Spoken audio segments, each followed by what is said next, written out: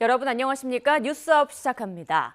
서소문 고가 차도가 무너진 지 오늘로 사흘째입니다. 수습 작업은 시작도 못한 상황이라 통제가 계속되고 있는데요.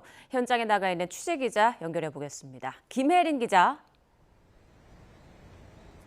네, 서소문 고가차도 사고 현장입니다. 네, 지금 현장 상황 어떤지 자세히 전해주시죠. 네, 고가차도 상판이 여전히 내려앉은 채 철길을 가로막고 있습니다. 상판 아래를 지지하고 있던 철골 구조물도 위태롭게 내려앉은 모습입니다. 경찰과 현장 관계자들만 주변에서 현장을 통제하고 관리하고 있습니다.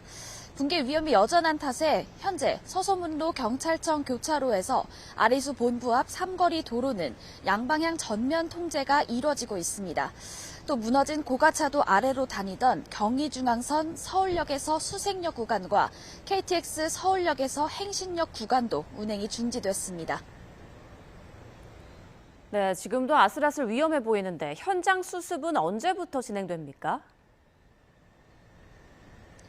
네, 고용노동부는 어제 공사 재개를 일부 승인했습니다. 비계, 그러니까 공사용 임시 발판이 붕괴할 위험이 커 일단 비계부터 철거하란 승인이 떨어진 겁니다. 상판을 떠받치는 보인 거더는 선로 위에 남은 상태지만 이건 작업 대상에서 제외됐습니다. 따라서 사고 현장 통제는 당분간 계속될 전망입니다. 서울시는 오늘 회의를 거친 뒤 현장 수습 여부를 결정한다는 계획입니다. 네, 이번 사고와 관련해 수사는 어떻게 진행되고 있습니까? 네, 일단 경찰은 50여 명 규모의 전담 수사팀을 꾸려 사고 이튿날인 어제 정밀 감식을 진행했습니다. 또 서울시로부터 안전관리 계획서를 비롯해 철거 공사와 관련한 서류를 이미 제출받아 살펴보고 있습니다. 서부지방검찰청도 10여 명 규모의 전담팀을 편성해 수사에 착수했습니다.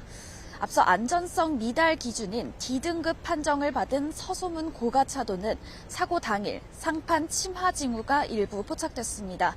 하지만 보강 조치 없이 점검 인력을 투입해 3명이 숨지고 3명이 다쳤습니다. 붕괴 전조에도 불구하고 지지대나 보호구 없이 현장 안전 진단이 이루어진 만큼 이 부분에 수사 초점이 맞춰질 가능성이 있습니다. 지금까지 서소문 고가차도 붕괴 현장에서 YTN 김혜린입니다.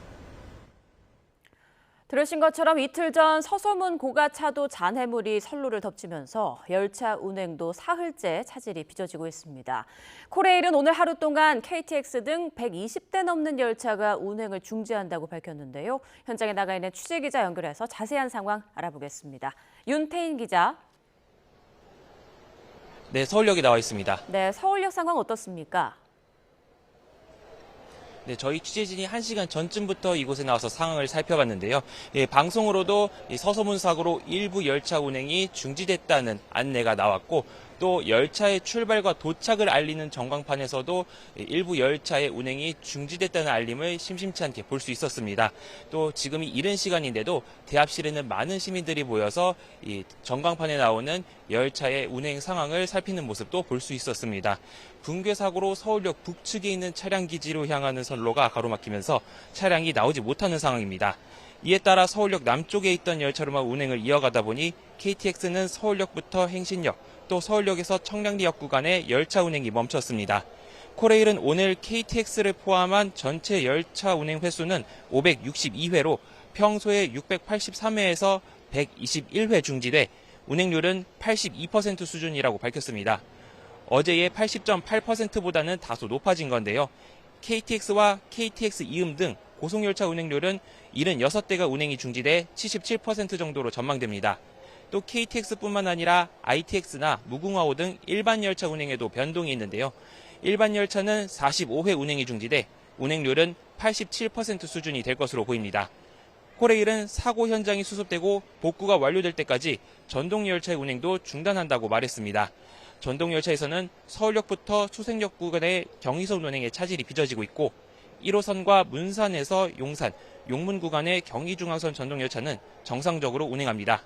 코레일은 서울시의 사고 복구 작업 진행 상황에 따라 열차 운행이 추가 조정될 수 있다며 열차를 이용하기 전 모바일 애플리케이션이나 코레일 홈페이지 등으로 열차 운행 정보를 미리 확인해달라고 당부했습니다. 지금까지 서울역에서 YTN 윤태인입니다. 네, 이번에는 이란 전쟁 관련 소식 보겠습니다. 트럼프 미국 대통령이 이란과의 종전 협상이 지금까지는 만족스럽지 않다며 군사작전 재개 가능성을 또다시 언급했습니다. 또 대이란 제재 해제는 물론 중국이나 러시아에서 이란의 고농축 우라늄을 처리하는 건 용납할 수 없다고 말했습니다. 워싱턴 연결합니다. 홍상희 특파원, 트럼프 대통령이 이란과 협상에 대해서 불만을 내비쳤다고요? 네, 이란과의 협상이 지금까지는 만족할 만한 수준이 아니라는 겁니다. 백악관에서 주재한 내각회의에서 트럼프 대통령은 합의에 이르지 못할 경우 미군이 돌아가 끝장을 내야 할 수도 있을 거라고 밝혔습니다. 휴전에 앞서 이란의 발전소 또 교량을 모두 파괴하겠다고 경고했던 대규모 공격을 시사한 것으로 보입니다. 트럼프 대통령의 발언부터 들어보시겠습니다. They want very much to make a deal. So far, they haven't gotten there. We're not satisfied with it, but we will be. We will be either that or we'll have to just finish the job. 마코 루비오 미 국무장관도 언제나 외교가 첫 번째 선택이지만 효과가 없다면 대통령에겐 다른 선택지도 있다고 말했습니다. 종전 협상의 핵심은 이란이 결코 핵무기를 갖지 못하도록 하는 것이라고 강조하면서 앞으로 며칠 안에 진전이 있을지 지켜보겠다고 말했는데요. 루비오 장관의 말도 들어보시죠. There's an agreement to be made. We want that to be made. I think there's been some progress and some interest, and we'll see over the next few hours and days whether progress could be made. 트럼프 대통령은 또 이란이 중간 선거를 앞두고 자신들이 버티면 된다고 생각했겠지만 자신은 중간 선거를 전혀 신경 쓰지 않는다고 말했습니다. 네, 그리고 트럼프 대통령, 중국과 러시아가 이란의 고농축 우라늄 처리를 하는 방안에 대해서도 불가 입장을 밝혔다고요. 네, 앞서 트럼프 대통령은 이란의 고농축 우라늄을 미국이 아닌 이란이나 제3의 장소에서 폐기하는 방안도 수용할 수 있다라는 말을 했죠. 하지만 고농축 우라늄을 중국이나 러시아로 반출해 처리하는 방안에 대해서는 반대의 뜻을 분명히 했습니다. 들어보시겠습니다.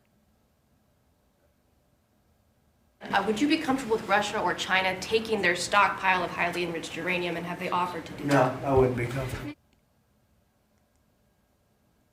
내각회의에 앞서 진행된 미 PBS와의 인터뷰에서는 이란이 고농축 우라늄을 포기하더라도 제재 완화는 얻지 못할 거라고 말했습니다. 이란이 보유한 농축도 60%의 농축 우라늄 440kg을 내놓고 핵 프로그램 포기 등의 조치도 잇따라야 한다는 의미로 풀이됩니다.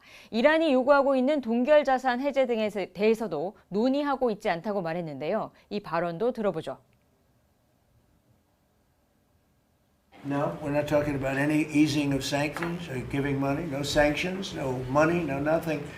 We'll keep control of that money. And when they behave properly and when they do what's right, we'll let them have their money. 호르무즈 해협에 대해서도 국제수로는 아무도 통제할 수 없다면서 이란을 향해 해협 재개방을 다시 촉구했습니다. 또 오만도 다른 나라들처럼 행동하지 않으면 날려버릴 것이라면서 이란의 호르무즈 해협 통제에 동참하지 말라고 경고했습니다.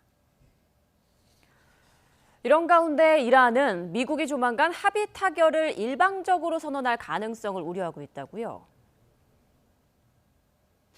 네, 이견을 해결하지 못한 상태에서 이란을 더 압박하기 위해 합의를 기정사실화할 거라는 예상입니다. 이란 파르스 통신은 트럼프 대통령이 몇 시간 안에 합의가 최종 타결됐다고 일방적으로 발표할 가능성이 있다고 보도했습니다. 이란 측 협상 대표단 관계자는 미 해결 쟁점이 해결되기 전까지는 이 합의가 이루어지지 않을 거라고 강조했습니다. 또 이란은 쟁점이 완전히 해결된 이후에만 결과를 공식적으로 발표할 것이라고 덧붙였습니다. 지금까지 워싱턴에서 전해드렸습니다. 이란이 미국과의 종전 협상 과정에서 호르무즈 해협 통제권과 우라늄 농축 권리 등을 레드라인이라 부르며 트럼프 미국 대통령의 압박에 굴하지 않겠다고 밝혔습니다. 에브라임 아지지 이란 의회 국가안보위원장은 오늘 소셜미디어를 통해 이란은 트럼프 대통령의 수사 앞에서 우라늄 농축과 농축 우라늄에 대한 권리, 호르무즈 해협 관리, 제재 해제와 같은 레드라인에서 물러서지 않을 것이라고 밝혔습니다. 이어 이 전략적 교착 상태에서 빠져나가기 위해 트럼프 대통령이 어떤 날은 위협이라는 도구에 의존하고 다음 날은 합의를 구걸하고 있다는 사실을 이제는 모두가 알고 있다고 주장했습니다.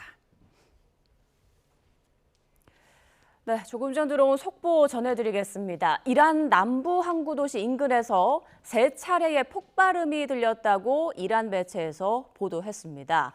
이란 반관영 파르스 통신이 현지 시간 오늘 새벽 1시 30분쯤 보도한 내용인데요. 항구 도시인 반다르 아바스 인근에서 3차례 연달아 폭발음이 들렸다고 전했습니다. 또 이로 인해서 방공 시스템이 몇 분간 가동됐으며 당국은 해당 폭발음의 원인을 파악하기 위해 조사하고 있다라고 덧붙였습니다. 앞서 지난 26일에도 미군이 자위권 차원에서 이란 남부 항구 도시인 반다르 아바스를 공습한 바 있는데요. 조금 전 이란 매체의 보도에 따르면 이란 남부 항구 도시 인근에서 또다시 3차례 폭발음이 들렸다라고 전해졌습니다. 조금 더 구체적인 내용 들어오면 또다시 전해드리겠습니다. 내일부터 이틀간 6.3 지방선거 사전투표가 진행됩니다. 여론조사 공표도 오늘부터는 할 수 없는데 민주당과 국민의힘 모두 선거의 최종 변수인 중도층을 잡기 위해 안간힘을 쓰는 분위기입니다. 강민경 기자입니다. 서소문 붕괴 사고 여파로 조용한 선거운동을 당부하긴 했지만 민주당 정청래 대표는 현장 행보를 멈추지 않았습니다. 이틀 만에 다시 찾은 충남에선 박수현 충남지사 후보 칭찬을 아끼지 않았고 국민의힘을 겨냥해선 대전 충남 통합 기회를 날려놓고 무슨 염치로 또 뽑아달라 하느냐고 맹폭했습니다. 1년에 5조, 4년 동안 20조를 특혜를 받을 수 있었는데 그것을 날려버렸습니다. 이것을 이렇게 걷어찰 수 있을까? 오후엔 수도권을 돌며 이재명 정부의 국정 성과와 힘있는 여당 후보의 강점을 홍보하는 데 집중했습니다. 중도층까지 아우르는 이재명 대통령의 높은 국정 지지도를 민주당 표로 끌고 오겠다는 의도입니다.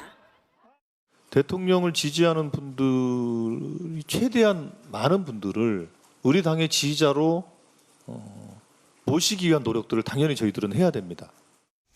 지원 유세를 잠시 멈춘 국민의힘 장동혁 대표는 여의도에서 이재명 정부를 향한 고공폭격을 이어갔습니다. 물가와 환율을 망친 정부가 기업 성과는 자신들 것인 양 생색내고 국민에겐 커피고를 자유도 뺏어간다며 이렇게 반문했습니다.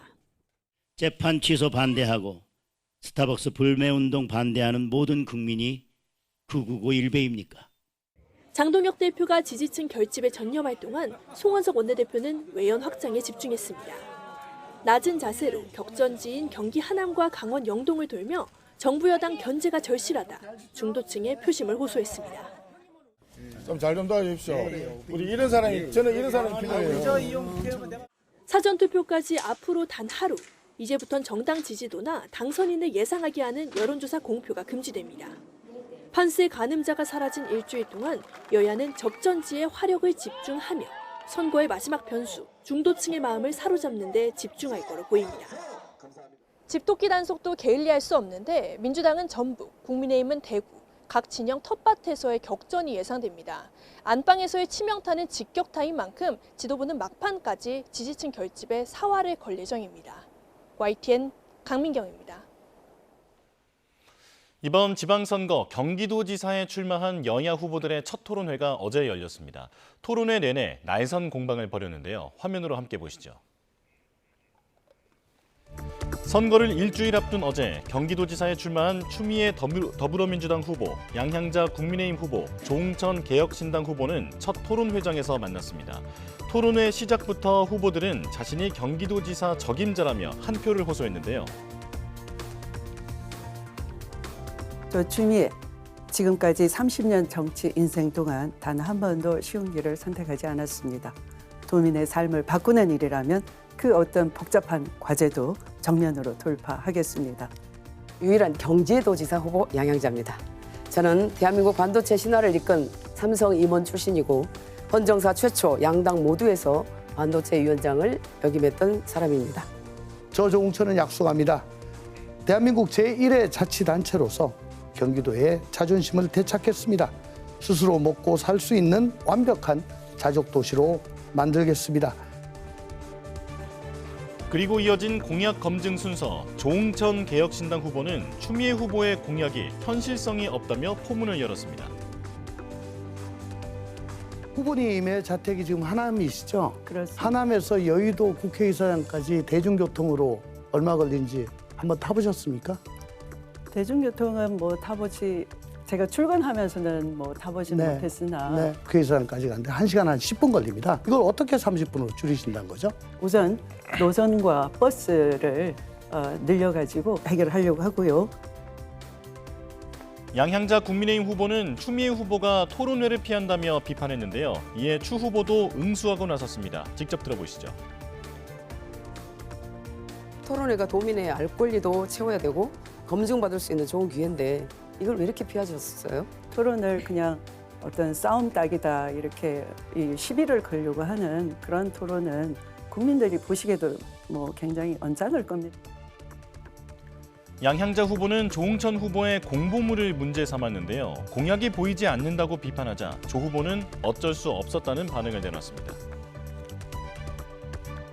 집집마다 우편으로 배송되는 그 공보물 여기에 공약이 전혀 없어요. 제가 들고 왔습니다. 송구스럽지만 이게 예, 뭐 참 창피한 얘기 하겠습니다. 네, 정말 송구스럽습니다. 아니 선거 자금 때문에 어쩔 수 없이 한 장으로 만들고 모든 공약은 QR에 담았습니다. 우리 셋 중에 재산 신고는 또 가장 많으시더라고요. 네. 그래서 이거를 이렇게 만들어서 QR로 해놓으시면 도민들께서 이거를 잘 보실 수 있을까? 재산이 가장 많은데 넌 왜 그 재산 쓰지 않고 이렇게 딸랑 한 장 했냐? 그건 정말 너무하신 말씀이다. 추미애 민주당 후보는 양향자 후보를 향해 경기도 세수에 대한 질문을 던지며 재정을 모르는데 어떻게 도지사를 할 수 있겠느냐며 강하게 몰아세웠습니다. 경기도 세수가 얼마입니까? 반도체에서 나온다고요? 아니요, 반도체에서 아닌데. 거의 대부분이 나오고 있습니다. 거의 반도체에서 나오는 게 아니고요. 취득세에서 나옵니다. 아니, 부동산에서 나옵니다. 반도체 산업에 종사하는 그런 왜냐하면 알려드릴게요. 그런 법인세에서도 나온다는 겁니다. 예산 재정을 가장 신경을 써야죠. 네, 말씀을 하게 살림꾼이라고 하는데 예산 그럼요. 재정 네. 구조를 알아야죠. 모르는데 어떻게 합니까? 이후에도 반도체 특별법이 누구의 공인가, 또 추 후보 아들 군복무 특혜 의혹 등을 두고 거칠게 충돌하기도 했는데요. 처음이자 마지막으로 진행된 경기도지사 후보 토론회 90분간 서로를 향한 날선 공방과 네거티브 끝에 마무리됐습니다. 사전투표를 앞두고 경남도지사 선거에 출마한 더불어민주당 김경수, 진보당 전희영 후보가 김 후보로 단일화했습니다. 진통을 겪었던 민주당과 진보당의 울산시장 후보 단일화 일정도 재개됐습니다. 임형준 기자입니다. 6.3 지방선거 경남도지사에 출마한 더불어민주당 김경수 후보와 진보당 전희영 후보가 손을 맞잡았습니다. 사전투표를 이틀 앞두고 범진보 진영이 막판 단일화를 이룬 겁니다.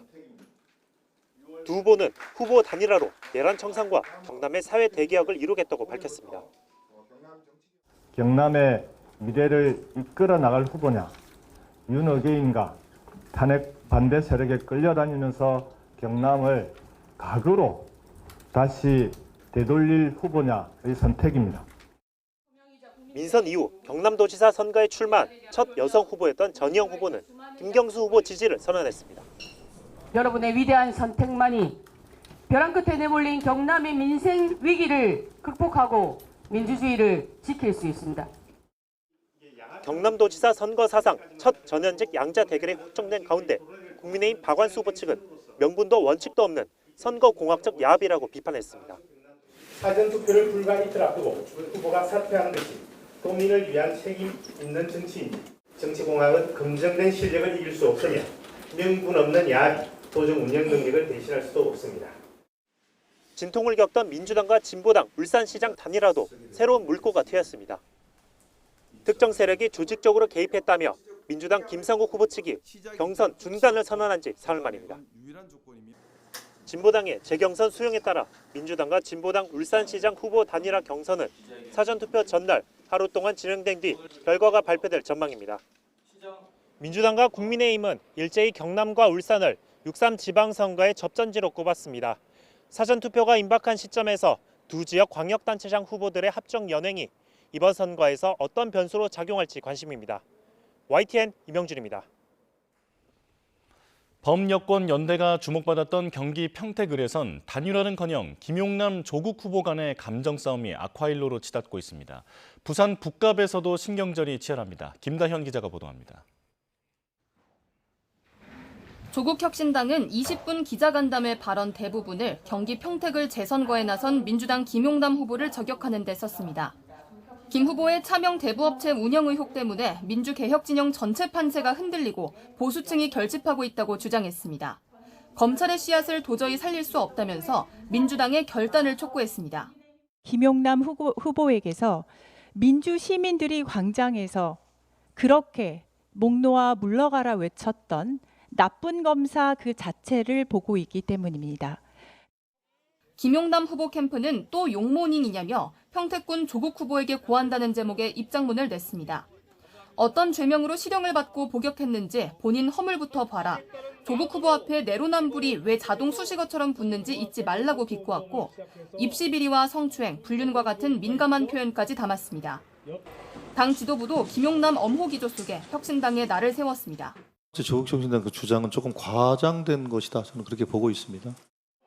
반면 평택을 보수 야권에는 훈풍이 부는데 국민의힘 유이동 후보는 최근 황교안 후보와 만났다면서 흩어진 보수 목소리를 모으는데 모든 노력을 기울이겠다고 밝혔습니다. 조심스럽게 여러 경로를 통해서 서로 의견을 교환하고 있습니다. 부산 북갑은 후보 사이 사생 결단입니다. 국민의힘 박민식 후보는 무소속을 뽑으면 이재명 정부 폭주만 도와주는 꼴이라며 북구 주민은 가짜 보수, 패륜 정치에 속지 않는다고 말했습니다. 무소속 한동훈 후보는 박민식 찍는 표는 단순한 사표가 아니라 민주당 하정우와 이재명 정권의 폭주를 돕는 표라며 투표로 단일화해달라고 촉구했습니다. 선거 초반 단일화 기대감이 무색하게 감정 싸움은 나날이 고조되고 있습니다. 평택을, 부산 북갑은 극적으로 합친다고 해도 상처받은 지지층을 그대로 흡수하기는 어려울 거란 전망에 힘이 실립니다. YTN 김다현입니다. 선거를 앞두고 여야 할 것 없이 민심의 향방에 촉각을 곤두세우고 있습니다. 6일 앞으로 다가온 6.3 지방선거 분석해보죠. 오늘은 이동학 전 더불어민주당 최고위원, 이창근 국민의힘 하남을 당협위원장과 함께합니다. 안녕하십니까? 당장 내일과 모레 이제 사전투표가 진행되고 본투표일은 6일 앞으로 다가왔습니다. 짧다면 짧은 시간이 남아있지만 결과를 예단할 수 없는 아주 중요한 시점인데요.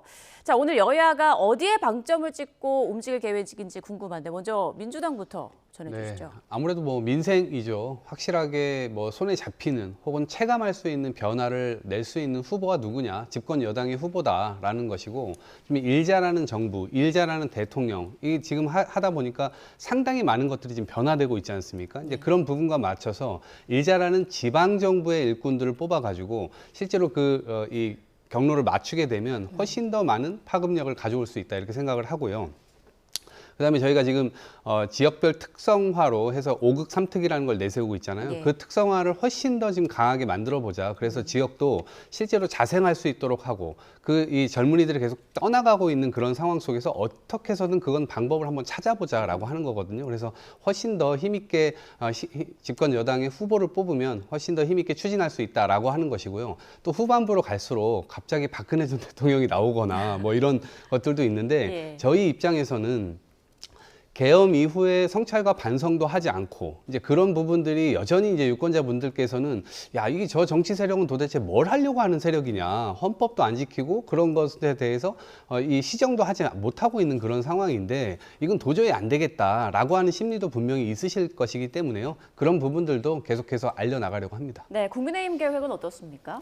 실제 지방선거는 세 가지 측면에서 봐야 됩니다. 가장 큰 틀에서는 정권 견제냐 아니면은 정권의 안정이냐 측면인데, 사실 지금 민주당이 그간에 보여준 행태는 대통령의 지지를 바탕으로 국회에서 사실 무소불위의 그런 입법을 강행을 했잖아요. 그 피해가 지금 하나둘 나오고 있지 않습니까? 가장 최근에 물론 노사 합의해서 타결은 됐지만 삼성전자의 그런 과도한 성과급, 사실 다른 노동자들의 어떤 상대적 박탈감을 느끼게 하는 거잖아요. 그런데 그 부분도 사실은 노랑봉투법에 성과급이라는 것을 노동쟁의의 요소로 넣었기 때문에 가능했던 거거든요. 그뿐만 아니라 대통령의 재판을 삭제하는 공소취소특검법, 그런 것도 사실 문제죠. 그런 측면에서는 정권 견제가 맞는데, 또 다른 측면에서는 결국 지방선거는 인물론에서 지역 일꾼을 뽑는 겁니다. 아무리 대통령 지지율을 등에 업고 민주당 후보들이 선전한다 하더라도 사실 각 지역의 인물론으로 봤을 때는 유권자들이 정말 누가 우리 지역 살림을 잘 살까 하는 그런 판단을 하실 거라 봐요. 그래서 그런 측면을 봐야 되고 마지막 세 번째는 결국은 투표장에 누가 많이 나오느냐의 문제거든요. 네. 그래서 결국 남은 것은 내일부터 시작되는 사전투표뿐만 아니라 본투표장에 보수 결집이라 그럴까, 아무리 장동혁 대표가 마음에 안 드는 그러한 보수 지지층이라 하더라도 결국 정권 견제와 인물론이라는 시각 하에서 본다면은 투표장에 나와서 투표를 해야 된다 하는 그런 관점에서 바라봐야 될 겁니다. 네, 일주일 뒤 이 시간쯤이면 민심의 결과를 알 수 있을 텐데요. 지금 여야가 공통으로 꼽는 격전지를 보니까 서울과 부산, 대구, 울산, 경남, 전북까지 모두 6곳이더라고요. 자, 두 분이 꼽는 최고의 격전지. 그러니까 다음 날 아침까지 개표 상황을 봐야 하는 곳 어디라고 보십니까? 저는 대구가 굉장히 치열하게 될 것이라고 생각합니다. 왜 그러냐면 지금 대구는 처음부터 문제 제기가 있었어요. 왜냐하면 GRDP라고 하는 지역 내 총생산이라고 하는 것이 대한민국 전체에서 계속 수십 년째, 30년 넘게 꼴찌를 해왔습니다. 근데 한 당에만 계속해서 몰아줘 왔고 그 대구 시민들도 일정 부분 뭐 정부를 견제해야 된다 혹은 민주당을 견제해야 된다 이러한 심리를 가지고 그동안 뽑아줬던 거거든요. 그런데 그 결과가 결국 이 아이들이 떠나는 도시가 돼버렸고 거기에 지금 거의 어르신들만 남아서 지역 경제는 다 죽어가고 있는 그런 상황이잖아요. 뭔가 변화를 꾀해야 된다라고 하는 측면이 굉장히 강하게 작용하고 있고 거기에 민주당은 사실은 은퇴까지 하셨던 분을 삼고초려를 통해서 대구를 위해서 다시 한번 좀 일을 해보자라고 해가지고 결단을 내리고 김부겸 후보가 지금 나섰거든요. 그러니까 역량도 굉장히 출중한 데다가 사실상 뭐 2, 3년 전까지 이미 현직에 계셨던 분이잖아요. 그런 점에서 굉장히 이 대구 시민들의 소구력이 높다라는 생각이 들고 특히 이분의 정치적 태도도 상대방을 무조건 막 몰아붙여서 막 뭘 하는 게 아니고 실제로 타협을 해보려고 하고 또 대구 시민들이 아마 원하는 그러한 정치 성품에 가장 근접해 있는 후보가 아닌가라는 생각이 들고 반면에 추경호 후보의 경우는 경제부총리까지 했습니다. 윤석열 정권에서. 그런데 실제로 대구를 위해서 한 게 아무것도 없다라는 자조 섞인 비판이 내부에서 나오고 있습니다. 그런 측면에서 경쟁력 면에서도 상당히 우위에 있다 이렇게 판단을 하고요. 예. 정치적 상황에서도 충분히 김부겸 후보가 경쟁력이 있다 이런 판단을 하고 있기 때문에 아마도 엎치락뒤치락 하고 있습니다만 그럼에도 불구하고 좋은 결과를 나타낼 수 있지 않을까 기대를 해봅니다. 기대 섞인 전망을 해주셨고요. 이창근 위원장님께서는 최고의 격전지 어딜 꼽으시겠어요? 사실 뭐 경합지는 최대 9곳까지 보지 않습니까? 뭐 상황에 따라서는 6곳으로 보는 경우도 있는데요. 결국은 유권자들이 가장 관심 있는 곳은 대한민국의 수도 서울이라고 봅니다. 그 얘기는 앞서 말씀드린 것처럼 인물론에서는 결국은 오세훈 현 서울시장이 앞서는데 대통령에 의해서 픽업이 된 그러한 정원호 후보가 과연 대한민국 수도 서울을 지킬 수 있을까 이런 의구심이 많거든요. 그게 선거를 치르면 치를수록 아마 민주당 지지층뿐만 아니라 중도층에서도 많은 의구심을 가지고 있는 것도 사실입니다. 그런 관점에서 본다면 서울은 이제 향후 수년 내에 런던, 파리, 도쿄 등과 경쟁해야 될 도시인데 과연 이러한 도시를 성동구청장을 했다는 사람으로서 할 수 있을까? 그런 의구심이 있는 거죠. 왜냐하면은 일 잘한다 이렇게 했는데 사실 일 잘하는 걸 보지 못했고 읽길 잘한다 이런 평가도 있거든요. 그리고 토론을 회피하지 않습니까? 그런 관점에서 봤을 때 중도층 또 서울 시민들이 정말 품격 있는 서울시장을 원하는데 과연 정원호 후보한테 대한민국 수도 서울을 서울 시민으로서 맡길 수 있을까 이런 의구심을 한다고 봐요. 그래서 물론 투표까지 시간은 한 일주일 정도 남았지만 내일부터 사전투표가 시작입니다. 그런 관점에서 유권자들이 더더욱 인물론에 더 집중해서 그러한 부분을 살펴보지 않을까 그런 생각을 해봅니다. 서소문 고가차도 붕괴 사고 등이 좀 악재로 작용하지 않을까라는 전망도 있던데 어떻게 보십니까? 물론 서소문 고가차도 붕괴는 참 안타까운 예기치 못한 사고였어요. 하지만 그 사고가 과거부터 거슬러 올라가서 본다면은 사실 2018년도에 안전진단 B등급을 받았습니다. 당시는 박원순 시장이었어요. 하지만 불과 5개월 뒤에 콘크리트가 떨어지고 철 구조물이 떨어지는 그런 사태를 맞으면서 당시 우리 언론 사설에서 정말 안전진단을 제대로 했느냐 이런 의구심도 보냈었어요. 그 와중에 오세훈 시장이 결단을 내려서 철거를 했단 말이죠. 철거가 사실 90% 가까이 되고 약 10% 남은 상황에서 예기치 못한 사고가 생겼는데 철거 공사를 하다가 단차라 그래가지고 약간 문제가 있다 그래서 공사를 중지했어요. 중지하고 나서 안전진단하는 과정에 그런 붕괴가 있었단 말이죠. 그럼에도 불구하고 안타까운 사고가 있었기 때문에 직무는 정지됐지만 오세훈 서울시장이 서울시장인 건 맞아요. 그래서 서울시장에 지금 간섭을 하고 보고를 받고 할 수는 없지만 그래도 권한 대행한테 최선을 다해서 사후 대책이나 또 유가족 대책 이런 것을 잘 마련해달라 그렇게 부탁을 드렸고 앞으로 서울시장으로서도 당연히 직무 정지됐지만 책임감에 대해서는 무한한 책임감을 통감한다 표현했어요. 그래서 앞으로 결과에 따라서 안전 진단 또 서울의 안전에 대해서 더더욱 더 심혈을 기울일 거라고 생각합니다. 네, 두 분 각각 최고의 격전지로 대구와 서울을 꼽아주셨습니다. 이제 오늘부터 조사하는 여론조사 결과는 공표가 금지됩니다. 이른바 블랙아웃이 시작되는 만큼 앞으로 일주일 동안 민심이 좀 어떻게 달라질지 관심이 쏠리고 있는 상황인데 또 내일부터 이틀간 사전투표가 진행되죠. 그렇다 보니 단일화를 고려하는 후보들에겐 오늘이 사실상 데드라인이잖아요. 네, 맞습니다.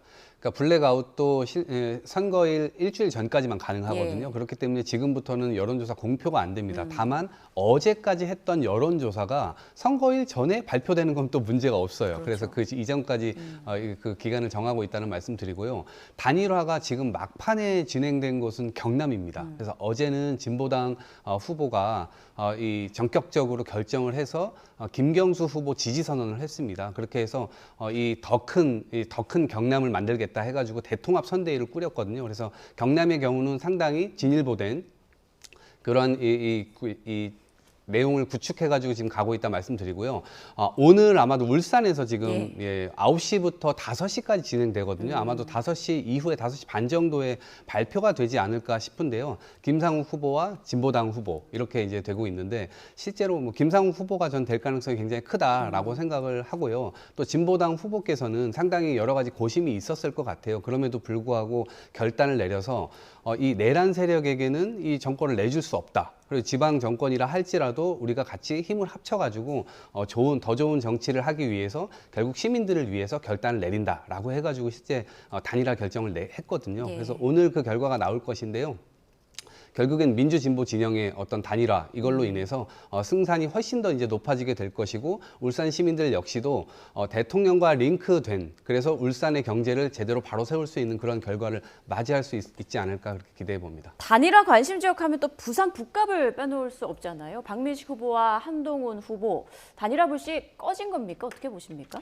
실제 부산 지역의 국민의힘 국회의원들도 상당히 많은 노력을 했습니다. 하지만 지금 상황을 봐서는 양 후보 간의 감정의 골이 너무 깊어졌기 때문에 지금 상황에서는 단일화가 상대적으로 힘들지 않을까 생각하는데요. 그럼에도 불구하고 단일화를 한다면은 사실 부산 북구갑의 어떤 보수층의 승리는 쉽습니다.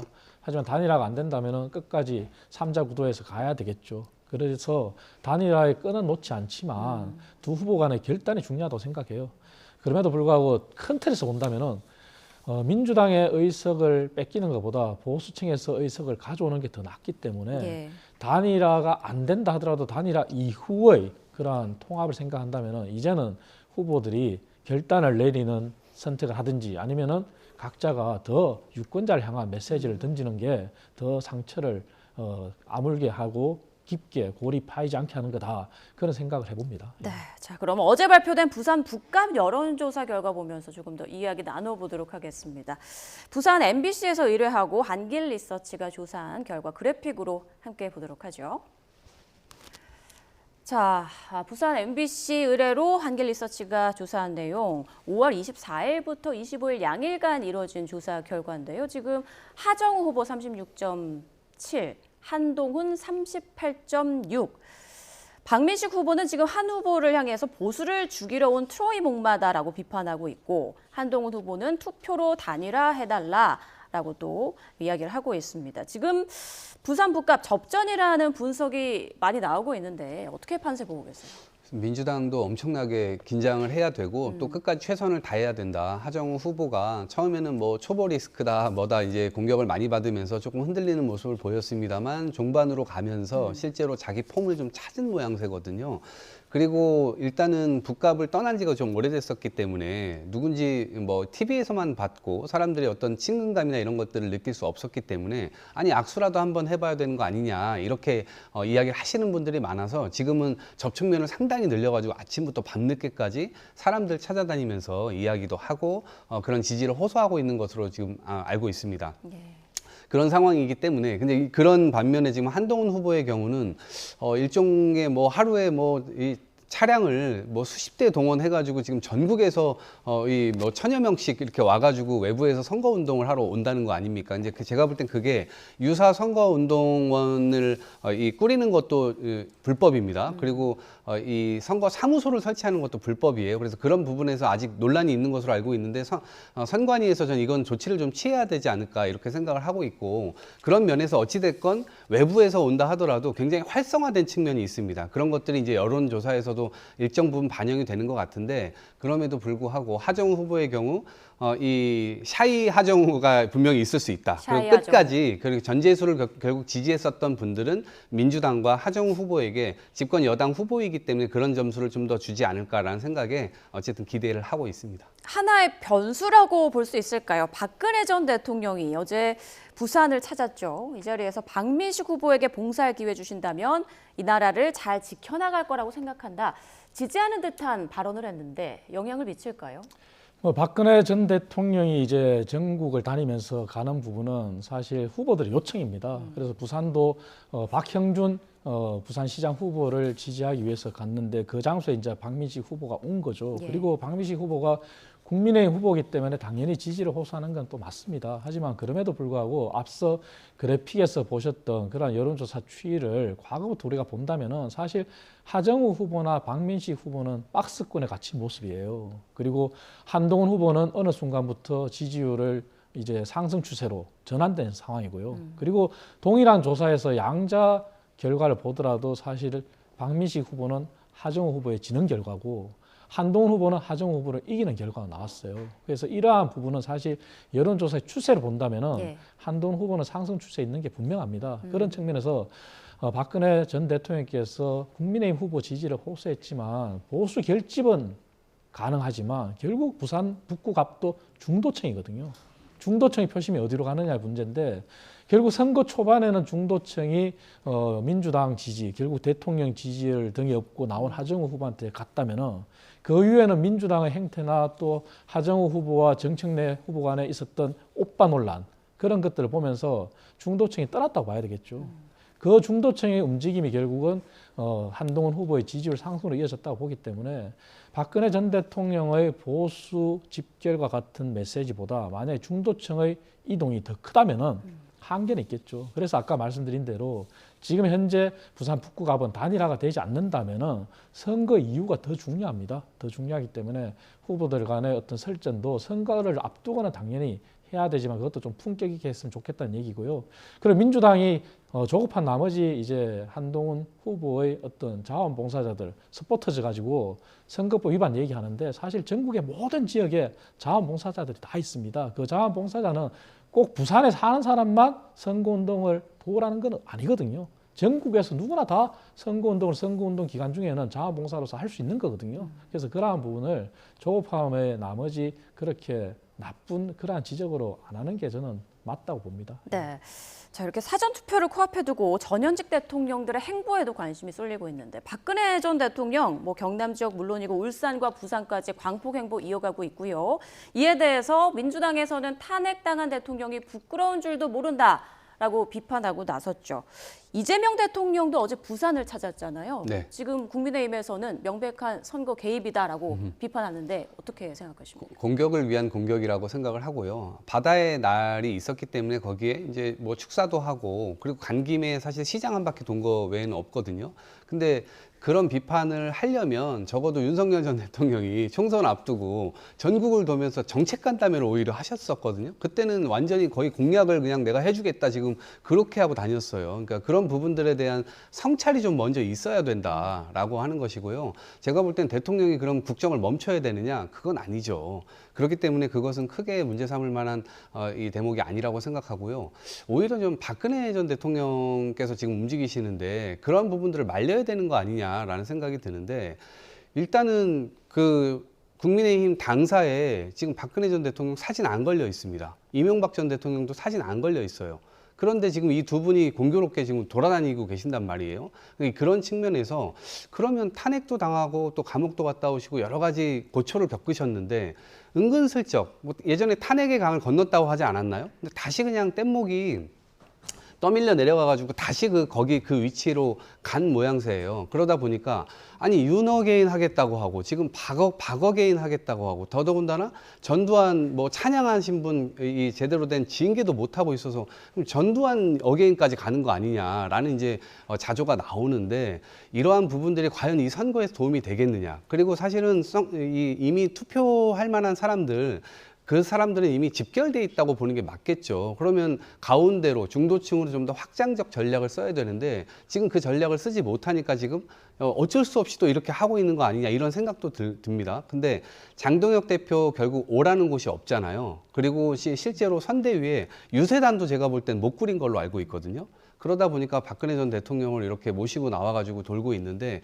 제가 볼 땐 좀 딱하다 이런 생각이 듭니다. 네, 박 전 대통령의 지원 유세가 중도층 결집에는 걸림돌이 될 수 있다는 분석이 나오거든요. 어떻게 생각하세요? 뭐 때로는 그렇게 볼 수도 있습니다. 하지만 중요한 것은 이렇게 봐야 되겠죠. 먼저 이재명 대통령 같은 경우는 물론 대통령의 일정으로서 바다의 날 기념식 갈 수는 있어요. 하지만 해필이면은 경남과 부산을 1박 2일로 갔다는 측면에서는 참 이례적입니다. 왜냐하면 역대 대통령이 바다의 날 기념식을 토대로 부산 경남을 걸쳐서 1박 2일을 했다? 저는 없다고 보거든요. 저도 대통령실에 있었지만 없고요. 그리고 박근혜 전 대통령 일정 가지고 얘기하시는데 아마 민주당이 행여나 영남 지역을 중심으로 한 보수 결집으로 인해서 경합지가 질까 봐 그런 조급함에서 나온다고 봅니다. 오히려 박근혜 전 대통령의 어떤 행보는 후보들이 요청을 해서 당연히 거기에 응하는 거예요. 예전에 우리가 2020년 총선을 거슬러 올라가 본다면 당시 자유한국당에서 미래통합당으로 가는 과정에서 박근혜 전 대통령이 옥중에서 거대 야당을 중심으로 뭉쳐달라는 그런 말을 했어요. 그렇게 공적인 마인드가 있는 거죠. 오히려 박근혜 전 대통령 움직임을 지적하려면 사면 복권된 사람이 출마하는 게 더 나쁜 거 아닌가요? 대표적으로 경남지사인 김경수 지사, 평택을의 조국 대표, 사면 복권된 지 얼마나 됐다고 선택을 받겠다고 나오나요? 그게 더 문제인 거죠. 그래서 박근혜 전 대통령의 공간은 물론 있습니다만 그 공간은 유권자들의 판단이고 지금 박근혜 전 대통령의 어떤 선거에 나선 거는 후보들의 요청이다.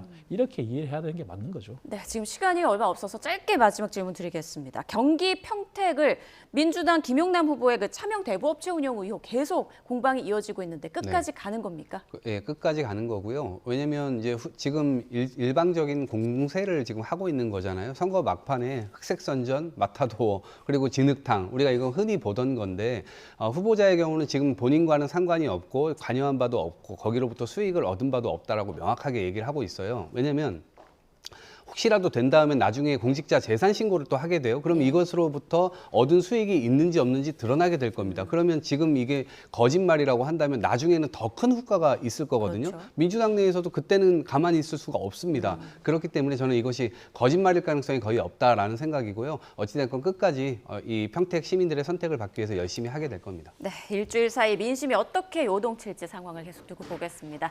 지금까지 이동학 전 더불어민주당 최고위원, 이창근 국민의힘 하남을 당협위원장과 6.3 지방선거 판세 분석해봤습니다. 고맙습니다.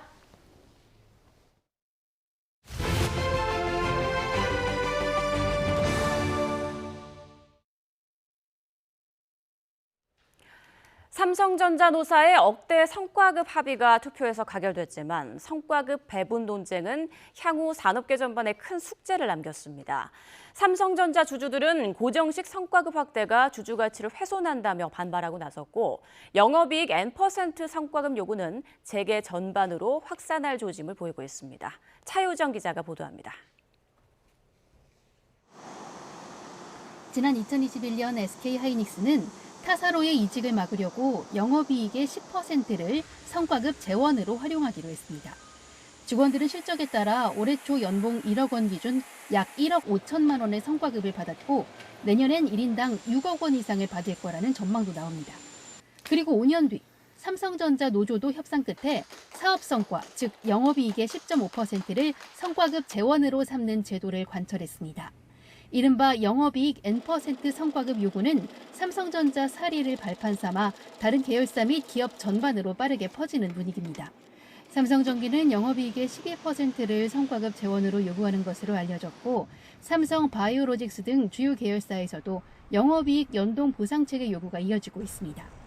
파업 위기가 고조된 카카오에서도 노사 간의 핵심 쟁점으로 성과급 지급 방식이 거론되는 가운데 산업계에서는 N% 성과급 요구가 새로운 기준으로 굳어질 가능성에 긴장하고 있습니다.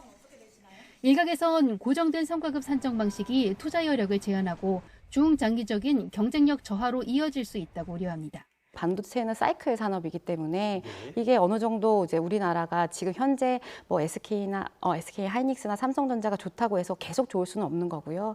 이게 반도체는 워낙 또 큰 돈들이 계속 투자가 지속적으로 이루어져야 되는 부분들이 있는데 특히 세전 영업이익을 기준으로 성과급을 지급하는 조항에 대해선 주주들의 반발도 만만치 않습니다. 리스크를 함께 감수한 투자자가 기업이익을 우선 공유받는 것이 정당하다는 게 주주들의 생각. 주주단체는 노사 합의만으로 회사 이익을 배분하는 건 위법이라며 합의한 성과 배분 부분에 대한 무효 확인 소송을 예고했습니다. 세전 영업이익의 일정 비율을 사전 할당하여 회사 외부로 자금을 유출하는 어떠한 합의도 상법 제462조 제1항의 강행 규정에 정면에 위반되며 주주총회 결의를 거치지 아니한 이상 법률상 무효입니다. 삼성전자 내부의 성과급 전쟁은 일단락됐지만 기업의 영업이익을 어디에 어떤 방식으로 써야 하는지에 대한 사회적 논쟁은 이제 시작됐습니다. YTN 차유정입니다. 삼성전자 노사 팽팽한 줄다리기 협상 끝에 파업 위기를 넘겼지만 이번 사태가 부른 노노 갈등과 주주 반발 문제 등은 쉽게 잦아들지 않을 전망입니다. 격동의 시간을 이지은 기자가 정리했습니다. 삼성전자 노사 위기가 수면 위로 떠오른 건 지난달 투쟁 결의대회였습니다. 임직원 절반 이상이 가입한 거대 노조는 조합원 4만 명을 동원해 본격적인 실력 행사에 나섰습니다. 노조가 띄운 핵심 선결 과제는 바로 성과급. 상한 폐지와 제도화를 통해 메모리 사업부 1인당 6억 원 수준을 보장하라는 요구에 사측이 맞서면서 눈치 싸움만 한 달 가까이 이어졌습니다. 예고된 총파업을 2주 앞두고 성사된 첫 사후 조정에서도 노사는 이견만 확인했습니다. 최대 100조의 피해가 예상되는 위기감 속 먼저 손을 내민 건 사측이었습니다. 전영현 부회장이 노조 사무실까지 찾아갔고 이재용 회장은 한 방향으로 나아가자고 호소했습니다. 노동조합 여러분, 삼성 가족 여러분, 우리는 한 몸, 한 가족입니다. 지금은 지혜롭게 힘을 모아 한 방향으로 나아가야 할 때입니다. 노사는 2차 사후 조정에 나섰지만 끝내 적자 사업부에 대한 성과급 배분 문제를 풀지 못했습니다. 결과적으로 조정은 성립되지 않아서 조정 종료를 했습니다. 장소를 옮겨 다시 시작된 협상. 노사는 예고된 총파업을 불과 1시간여 앞두고 극적으로 잠정 합의에 이르렀습니다. 끝까지 조정 역할을 맡아주신 정부와 관계자 여러분께 진심으로 감사의 말씀을 전합니다. 회사는 이번 합의사항을 성실히 이행하고 노사 상생을 위해 최선의 노력을 다하겠습니다. 하지만 호황을 맞은 메모리 사업부에는 1인당 6억 원을 지급하기로 한 반면 가전 모바일 직원이 받는 금액은 600만 원으로 무려 100배의 차이가 나 또다시 논란이 일었습니다. 결국 노노 갈등에 불씨가 됐고 주주들은 회사의 주인인 주주에게 성과를 배당하는 게 우선이라며 반발했습니다. 세전 영업이익의 12% 적산 할당하는 어떠한 노사 합의도 위장된 유업 배당의 본질을 벗어날 수 없으며 반도체 사업 부문에 집중된 성과급 제도가 합의한 가결로 현실이 되면서 삼성전자의 노노 갈등과 다른 기업들로 번지고 있는 N% 성과급 논란은 더욱 커질 전망입니다. YTN 이지은입니다. 이 불똥은 카카오로도 튀었습니다. 카카오 노사는 2차 조정에서도 합의점을 찾지 못하면서 창사 이래 첫 파업 가능성이 커졌습니다. 이형권 기자입니다. 카카오 노사의 2차 조정도 결렬됐습니다. 어제 오후 3시부터 경기지방노동위원회에서 8시간 동안 협상을 벌였지만 핵심 쟁점을 둘러싼 이견을 좁히지 못해 조정 중지 결정을 받은 겁니다. 노사 입장이 첨예하게 갈린 부분은 성과 보상 구조입니다. 사측은 양도 제한 조건부 주식을 뺀 영업이익의 10.2%를 성과급으로 제시했습니다. 이에 맞서 노조는 해당 주식과 성과급은 별도라며 영업이익의 14%를 요구했습니다. 산술적으로 계산하면 노조 주장을 따를 때 직원 1명당 성과급이 1,500만 원에 달하지만 사측 제한을 적용하면 1,000만 원으로 줄어듭니다. 결국 접점을 찾지 못하면서 노조는 합법적으로 파업할 수 있는 쟁의권을 확보했습니다. 노조 측은 다음 달 파업을 예고하며 구체적인 부분은 논의해야 한다고 전했습니다. 이에 따라 카카오는 창사 이래 첫 파업 위기에 내몰리게 됐습니다. 특히 이미 쟁의권을 확보해 투표로 파업을 가결했던 카카오페이 등 계열사 4곳까지 아우르는 총파업 가능성도 배제할 수 없습니다. 카카오사 측은 조정 절차 이후에도 노조와 대화 창구를 열어두고 합의를 위해 노력하겠다고 밝혔습니다. YTN 이영훈입니다. 5.18 탱크데이 논란 이후 스타벅스 매출이 휘청이고 있습니다. 주요 외신도 주목하고 있는데요. 화면으로 함께 보시죠. AI 테크 기업 IGA웍스의 모바일 인덱스에 따르면 탱크데이 논란이 불거진 지난 5월 18일부터 일주일간 스타벅스 결제 금액은 약 237억 원으로 집계됐습니다. 이는 그 전주보다 약 84억 원, 약 26.3% 줄어든 겁니다. 말 그대로 급전직한 모습이죠. 스타벅스는 최근 앱 지표에서도 신규 유입이 둔화하는 흐름을 보였는데요. 논란 이후 일주일간 스타벅스 앱의 신규 설치 건수는 전주보다 11,447건 줄어 23%가량 감소한 걸로 나타났습니다. 결제액과 신규 앱 설치가 동시에 큰 폭으로 줄었다는 점에서 탱크데이 마케팅 논란이 소비 심리에 큰 영향을 미쳤다는 걸 알 수 있습니다. 이 같은 스타벅스 코리아의 창사 이래 최대 위기를 주요 외신도 주목하고 있습니다. AP통신은 고개 숙인 정용진 회장의 사진과 함께 스타벅스 마케팅이 5.18 희생자들을 조롱했다는 논란으로 한국의 유통재벌 정 회장이 2주 만에 두 번째 사과문을 발표했다고 전했습니다.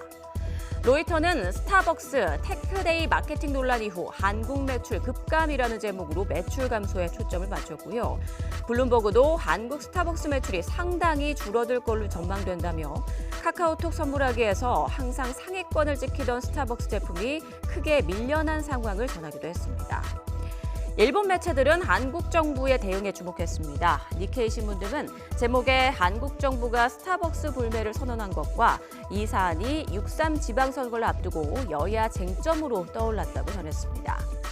이에 더해 스타벅스 코리아는 6월 1일부터 2주간 환불카드 충전금을 조건 없이 환불해주기로 결정했죠. 추가 매출 하락이 불가피해 보이는데요. 우리나라에서 발생한 이번 사태를 외신들이 주목하는 이유는 그만큼 한국 시장의 규모가 크다는 걸 의미합니다. 이번 사태로 인해 스타벅스의 글로벌 평판에도 영향을 미칠 수 있다는 우려도 제기되고 있습니다. 한덕수 전 국무총리의 내란 사건 1심 재판에서 허위 증언을 한 혐의로 기소된 윤석열 전 대통령의 1심 선고가 오늘 나옵니다. 사후 계엄 선포문 작성 혐의를 받는 강희구 전 대통령실 부속실장의 1심 선고도 진행되는데요. 취재기자 연결합니다. 임예진 기자, 오늘 윤석열 전 대통령 선고 소식부터 전해주시죠. 네, 오전 10시부터 한덕수 전 국무총리 재판에 출석해 위증한 혐의를 받는 윤 전 대통령 1심 선고가 진행됩니다. 윤 전 대통령은 지난해 11월 한 전 총리의 내란 사건 1심 재판에 나와 한 전 총리의 건의 전부터 국무회의를 계획한 것처럼 허위 증언한 혐의로 기소됐는데요. 특검은 윤 전 대통령이 계엄 당일 국무회의 개최 의사가 없었는데 한 전 총리 건의로 뒤늦게 소집했다고 보고 위증 혐의에 대해 징역 2년을 구형했습니다. 이에 윤 전 대통령은 최후 진술에서 계엄 관련 필수 국무위원들을 먼저 부르고 나머지 위원들을 부르려다 늦어졌다는 취지로 말했습니다. 서울중앙지방법원은 인근에 인파가 몰릴 것을 대비해 어제 저녁부터 일반 차량에 대한 청사 출입을 전면 금지하고 있습니다. 네, 오늘 내란 사건 다른 선고도 있죠? 네, 오후 2시에는 허위 공문서 작성 혐의 등으로 기소된 강의구 전 대통령 부속실장 1심 선고가 있습니다. 비상계엄 선포가 헌법에 따라 부서가 이루어진 문서처럼 보이게 만들기 위해 국무총리와 국무위원, 윤 전 대통령의 서명을 받아 계엄 선포문 표지를 만들었다는 혐의입니다. 특검은 강 전 실장이 이 문서를 부속실에 보관하다가 한덕수 전 총리 지시로 폐기했다고 보고 징역 5년을 구형했습니다. 앞서 윤석열 전 대통령과 한덕수 전 총리 항소심 재판부는 같은 혐의에 대해 허위 공문서를 작성한 부분은 유죄로, 이를 보관한 행위에 대해선 무죄로 판단한 바 있습니다. 지금까지 법원에서 전해드렸습니다. 미군이 이란의 군사시설을 겨냥해 새로운 공습을 단행했다고 로이터 통신이 보도했습니다. 로이터는 미 정부 관계자를 인용해 현지 시간 27일 호르무즈 해협 인근에 배치된 미군과 해협 통과 선박들의 안전에 위협이 될 수 있는 이란 군사시설을 공습했다고 전했습니다. 이 관계자는 또 미군이 여러 대의 이란 드론을 요격해 격추했다고 덧붙였습니다. 앞서 이란 남부 항구 도시 반다르 아바스 인근에서 3차례의 폭발음이 들렸다는 이란 언론의 보도가 있었습니다. 정부는 나무호를 공격한 비행체가 이란의 대한미사일로 보인다는 조사 결과를 내놨습니다. 공격 주체도 사실상 이란으로 특정했지만 고의성 여부 등에 대해서는 여전히 신중한 태도를 보였습니다. 홍선기 기자가 보도합니다. 나무호를 공격한 비행체 엔진 모습입니다. 정부 합동조사단은 이 엔진이 이란산 미사일의 터보제트 엔진과 유사하다고 밝혔습니다. 비행체 잔해에서는 이란의 미사일 제조사 것으로 추정되는 각인도 발견됐습니다. 엔진의 경우 이란산 터보제트 엔진과 유사하였고 부품에서 이란의 제조사 각인으로 추정되는 것이 확인되었습니다. 또 비행체 잔해 외관에서는 이란제 특유의 옅은 하늘색 도장도 확인됐습니다. 정부는 이 같은 점을 근거로 나무호를 타격한 비행체가 이란에서 생산하는 누르 계열의 대함 미사일일 가능성이 높다고 결론지었습니다. 나무호가 이란에서 약 100km 정도 떨어져 있던 점도 이란제 대함 미사일 사거리와 비슷합니다. 그러나 이란 내 정확한 공격 주체나 발사 원점은 확인하지 못했다고 밝혔습니다. 모든 증거가 이란을 향하고 있다면서도 이란을 공격 주체로 단정 짓거나 고의성 여부는 판단하지 못했습니다. 고의성이나 이런 부분에 대해서는 확정하기가 매우 어렵습니다. 이것은 고의성은 주관적인 영역과 관련이 되어서 그쪽에서 인정하지 않는 한 그 고의성 자체를 파악한다는 것은 굉장히 어려운 것으로 보고 있습니다. 나무호를 공격한 미사일 2발 가운데 첫 발은 폭발하지 않았다는 것도 이번 조사에서 밝혀졌습니다. 정부는 조사 결과 발표 뒤 주한 이란 대사를 초치하는 등 외교 경로를 통해 이란 측에 사과와 함께 재발 방지를 요구한다는 계획입니다. YTN 홍성기입니다.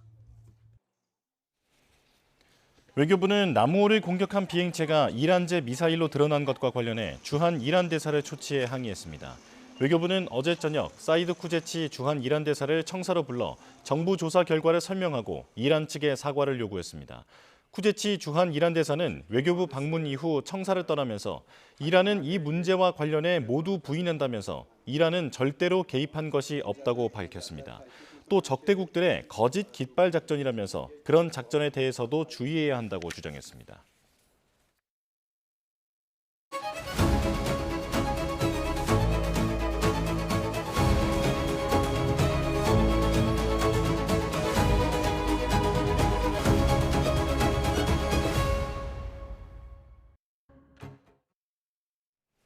트럼프 대통령이 협상 불만족을 드러내며 이란을 끝장내야 할 수도 있다고 말했습니다. 이런 와중에 호르무즈 해협 인근에서 연쇄 폭발음이 들렸다는 소식이 들어왔는데요. 종전 전망이 더 어두워지고 있습니다. 트럼프의 속내는 무엇일지 민정훈 국립외교원 미주연구부 교수와 분석해 보겠습니다. 어서 오십시오. 네, 안녕하세요. 네, 자 지금 계속 들어오고 있는 속보부터 짚어보겠습니다. 호르무즈 해협 인근의 이란 남부 항구 도시에서 3차례 연쇄 폭발음이 들렸고 그리고 미군이 이란의 드론을 요격했다라는 소식까지 계속 나오고 있는데요. 상황이 좀 급박해 보이는데 지금 어떤 상황으로 보고 계십니까? 아무래도 그 호르무즈 해협 말씀하신 그 지역을 중심으로 해가지고 미국과 이란 간의 어떤 군사적인 좀 긴장이 이제 좀 충돌로 이루어진 것이 아닌가 생각하고 있습니다. 속보에 나온 것을 보면 뭐 이란산 드론이 미군 함정 주변에 접근을 했고 그것에 대해서 미군이 자유권 차원에서 이제 그 드론을 공격을 했고 그리고 이와 더불어서 이제 인근에 있는 이란 그 해군 기지 미사일이 날라올 것으로 보였던 그 부분도 이제 타격을 했다 이런 얘기가 나오고 있는 거거든요. 예. 그래서 얼마 전에 있었던 그러한 군사적 충돌과 유사한 상황이 아닌가 좀 보고 있습니다. 뭐 이번에도 미국과 이란 모두 좀 신중한 대응을 좀 보일 거라고 보이고 있어요. 자유권 차원이고 확전을 경계하는 모습을 보여줄 거기 때문에 이것이 현재 진행되고 있는 종전협상에 크게 장애물이 될 것 같지는 않지만 어쨌든 이란과 미국 모두 지금 강대강치를 이어가면서 더 기싸움을 이어가고 있는 상황으로 보입니다. 예. 교수님께서 보시기에는 판이 깨질 정도의 일은 아닐 것이다라고 분석을 하신 건데 그런데 이번 공습에 대해서 물론 언론사 보도입니다만 새로운 공습이라는 표현이 나왔거든요. 앞서서는 이제 자위권 차원이다라는 그 용어가 나왔었는데 새로운 공습, 뭔가 분위기가 좀 달라지는 게 아닌가 걱정이 되는데요. 좀 지켜봐야 될 것 같아요. 새로운 공습이라고 한다면 이번에 그 미국과 이란 간의 어떤 군사 충돌의 강도가 좀 강해진 것이 아니냐. 그래서 그런 부분에서 우려가 나온 것 같은데요. 또 그 구체적으로 어떠한 그 무기가 사용이 됐고 어느 정도의 피해가 있었는지는 좀 지켜봐야 될 것 같고요. 어쨌든 말씀드린 것은 미국과 이란이 호르무즈 해협을 봉쇄하고 역봉쇄하는 기간이 길어지다 보니까 양국 간의 어떤 그 갈등이나 대치가 길어지면서 마찰이 불가피한 이런 상황이 계속 진전하는 것 같습니다. 뭐 그런 부분에서 그리고 또 그 이란 같은 경우에는 혁명 수비라든지 해군이라든지 민병대라든지 다양한 형태의 어떤 그 군사 조직이 있고 이러한 그 넓게 퍼지는 호르무즈 해협이라든지 미국과의 전선에서 어떤 그 중앙 정부나 군의 혁명 수비대의 어떤 그 강력한 통제력이 어떤 작용하지 않는다는 분석도 있기 때문에 이게 우발적인 충돌의 가능성도 배제할 수가 없습니다. 그렇기 때문에 이 부분에 대해서 이란 정부가 혁명 수비대가 어떻게 대응하는지 지켜봐야 될 것 같습니다. 예. 지금 협상은 어떻게 진행되고 있는지도 짚어보겠습니다. 이란은 미국이 자꾸 꼴대를 옮기고 있다 이렇게 비판하고 있거든요. 네, 지금 협상 어떤 상황입니까?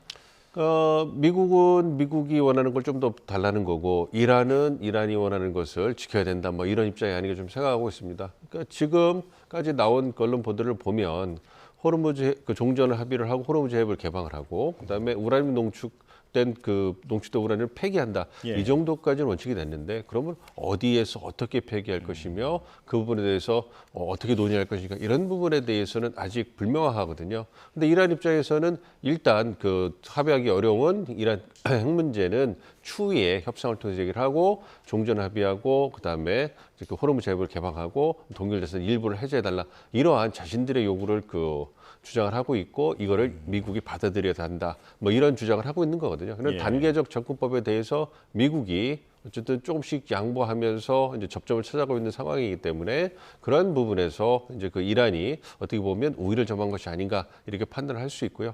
미국 입장에서는 이제 그러한 부분이 언론에 알려지다 보니까 이거 이란이 너무 퍼주기 아니냐. 그래서 미국 이란이 너무 끌려가는 거 아니냐. 그런 국내 정책적인 반발이 나오고 있기 때문에 그런 부분에서 뭔가 좀 시간을 벌리면서 국내 지지층을 뭐 좀 다독이는 그러한 수준이 필요하거든요. 예. 그러한 측면에서 트럼프 대통령이 협상에 만족하지 못한다. 내각회의도 개최하면서 그다음에 군사 충돌 이런 부분도 보여주고 협상이 결련되면 다시 군사학제를 재개했다. 이런 강한 모습도 보여주면서 다양한 수단을 통해 가지고 국내 지지층을 다독이는 모습을 보여주고 있는 거고 그러한 모습이 이란에게는 이제 미국이 꼴대를 옮기고 있다. 이렇게도 보일 수 있는 상황이 아닌가 생각을 하고 있습니다. 어쨌든 협상은 거의 타결 막판까지 왔다고 보고 있고요. 마지막에 이제 국내 정치적인 국내 어떤 여론을 고려한 그러한 설득이라든지 어떤 다 여러 가지 움직임이 있고 그런 부분에서 이제 마무리되고 있는 것이 아닌가 생각하고 있습니다. 예. 중국이나 러시아로 이 농축 우라늄을 옮기는 문제 이런 게 최근 들어 자주 보도가 되고 있는데 그 제3국들은 어떤 속내를 갖고 있을까요? 제3국들 입장에서는 뭐 러시아나 중국 같은 경우 그다음에 여타 중동에 있는 아랍 국가들의 입장이 또 다르죠. 예. 러시아, 중국 같은 경우에는 이란 전쟁으로 인해 가지고 미국이 힘들어하는 모습이 결코 나쁜 건 아니에요. 어떤 미국과의 어떤 세력 경쟁을 하고 있기 때문에 중국이나 러시아 입장에서는 미국이 계속 이제 어려워하는 모습을 보여주면서 국제적 위상이 떨어져가는 그래서 자신들의 국제적 입지가 강화되는 부분을 이제 뒤에서 이제 흐뭇하게 보고 있을 거고요. 그럼에도 불구하고 이란이 또 이제 또 완전히 소멸되거나 이제 너무 어려워지는 것은 원하지 않기 때문에 어떻게 보면 생명호흡기만 대주면서 이제 그 지켜주고 있는 이런 상황이거든요. 그렇지만 또 호르무즈 해협이 막히고 있으면 뭐 중국 같은 경우에는 이제 그 경제적 타격이 있기 때문에 그런 부분이 너무 악화되는 것은 또 바라지 않고 있거든요. 그리고 미국과의 관계도 어느 정도는 고려해야 되기 때문에 그러한 부분에서 이제 줄타기를 하면서 신중한 모습을 보이고 있는 거고 아랍 국가들 같은 경우에도 이란이 완전히 그냥 붕괴돼 버리면 그러면 이란의 힘의 공백이 생기기 때문에 그것이 달갑지 않은 것이고 난민 문제라든지 새로운 그 지정학적인 불확실성이 너무 커지게 되면 그게 이제 그 지역의 어떤 그 안정성을 해칠 수 있기 때문에 그런 우려를 하고 있거든요. 그러면 그런 부분을 본다면 또한 또 이번에 협상을 통해 가지고 미국이 급격하게 어떤 군사력을 중동에서 철수해 버리면 그것이 또 중동 지역에 또 안보 불안을 가질 수 있기 때문에 복잡한 속내를 가지고 있습니다. 그렇기 때문에 어쨌든 미국과 이란의 협상이 진행되는 걸 보면서 그 과정에 자국의 핵심적인 이해관계를 투영하려는 그런 모습을 보이고 있기 때문에 협상이 굉장히 복잡하게 돌아가고 있다 생각하고 있습니다. 이란을 통한 미국의 견제 목적도 좀 있어 보이는 상황인데요. 이런 가운데 트럼프 대통령이 사우디와 카타르 등을 향해서 아브라함 협정 의무 가입을 지금 주장하고 있는 상황입니다. 빈살만 왕세자가 노를 100번이나 외쳤다 이런 보도도 크게 화제가 됐는데요. 지금은 아브라함 협정 그러니까 걸프국들이 이스라엘과 사이좋게 지내라라고 하는 그 부분을 어떤 이란 전쟁 종전의 조건처럼 지금 트럼프 대통령이 내미는 듯한 느낌이거든요. 어떻게 보십니까? 그 아브라함 협정이라는 것은 트럼프 1기 행정부 때 야심차게 시행한 그 중동 평화 정책 구상이에요. 아브라함이라는 분이 뭐 유대교, 기독교, 이슬람교 공통 조상이기 때문에 또 종교적 화합, 그다음에 중동 지역의 평화를 상징하기 위해서 아브라함 협정이라고 명명을 한 거고요. 그리고 2020년 9월 트럼프 1기 행정부죠. 그때 이스라엘하고 4개 국가가 관계 개선을 했어요. UAE, 바레인, 나중에 모로코, 수단이 동참하면서 상당히 성공적인 협상이다 이렇게 평가를 받았고요. 사실 트럼프 대통령이 2020년에 재선에 성공했으면 그러면 사우디아라비아와 이스라엘의 관계 개선을 이제 도모했을 건데 재선 실패했고 그럼에도 불구하고 2023년에 거의 이제 뭐 바이든 행정부에서 이 사우디하고 이스라엘의 관계 개선이 거의 이루어질 뻔했는데 공교롭게 그때 이제 가자 전쟁이 터진 겁니다. 그러면서 분위기가 식은 거거든요. 근데 지금 국면에서 이제 그 아브라함 협정을 꺼낸 것은 이제 그 재선에 성공해서 이 그 사우디와 이스라엘의 관계 개선을 트럼프 대통령이 추구할 거다 이런 전망이 있었는데 지금 상황에서는 이 현재 진행되고 있는 이란 핵 협상이 너무 지지부진하고 그러니까 국내 그 공화당 강경파가 봤을 때는 너무 이란을 퍼주기를 하는 거고 너무 유약한 모습을 보고 미국이 이란 핵을 저지도 못하고 너무 끌려가는 거 아니냐 이런 얘기가 나오니까 지지층을 이제 그 달래기 위해서 큰 틀에서 이란을 포함한 아브라함 협정을 추구하고 있는 것이고 그리고 그 부분으로 이란과 협정이 진행되고 있는 것이다. 그렇기 때문에 나를 믿고 좀 지켜봐 주면 내가 주장해온 중동 지역의 항구적인 평화를 만들 수 있을 것이고 그 중심에 아브라함 협정 그리고 이란 해결성이 있는 것이다. 그래서 사우디, 이스라엘, 이란 모두 미국의 우호적으로 이제 그 입장을 갖도록 만들어서 미국 역사상 전례 없는 그러한 중동의 우호적인 미국의 우호적 세력 균형을 만들 것이다. 이러한 모습을 보여주려고 하는 것 같아요. 그래서 아브라함 협정을 얘기를 하고 있는데 말씀해 주신 것처럼 사우디 같은 경우에는 팔레스타인의 독립 문제를 두고 이스라엘과 각을 세우고 있기 때문에 쉽지가 않거든요. 그래서 그 부분에서 신중한 입장을 보이고 노라고 계속 이야기하는데 트럼프 대통령이 갑자기 아브라함 협정을 다시 이제 압박을 하니까 그런 부분에서 이제 그 반발하는 모습을 보여주는 것이 아닌가 생각을 하고 있습니다. 남호 대응 얘기도 보겠습니다. 정부가 사실상 이란이 공격한 게 맞다라고 조사 결과를 발표했는데요. 하지만 이란은 극구 부인하고 있는 상황입니다. 우리 정부도 이제는 증거가 나오는 상황에 조금 더 공세적으로 나설 것으로 보이는데 하지만 상대가 모두 부인하고 있으니까 이게 외교적 득실을 따져보면 뭐 어떤 걸 기대해 볼 수 있을까요? 또 말씀해 주신 것처럼 이란 측의 소행이 거의 이제 확실해 보이죠. 그렇지만 말씀해 주신 것처럼 공격을 어디서 발사했는지, 발사 원점, 공격을 고의적으로 했는지, 그리고 공격을 이란 쪽에서 했는데 구체적으로 어떠한 주체가 했는지, 혁명수비대인지, 정규군인지, 민병대인지 이 부분을 확정하기가 좀 어려운 부분이 있거든요. 왜냐하면 나무에 있는 CCTV를 놓고 봤을 때 처음에는 그 기억하실 거예요. 어떤 그 자살 드론이 저박 드론이 공격한 것이 아닌가 봤는데 CCTV를 보니까 이 타격하러 오는 그런 물체가 속도가 굉장히 빨랐다는 거예요. 그렇기 때문에 드론으로서 속도가 나지 않기 때문에 지금 판명난 이란산 그 대한 미사일일 것이다. 이런 쪽에 무게가 실린 것이고 그리고 그 이후에 구체적인 조사를 해보니까 지금 말씀해 주신 것처럼 이란의 소행이 거의 확실하다. 그러나 특정짓기 확정짓기 어려운 부분이 있다. 이런 얘기를 하거든요.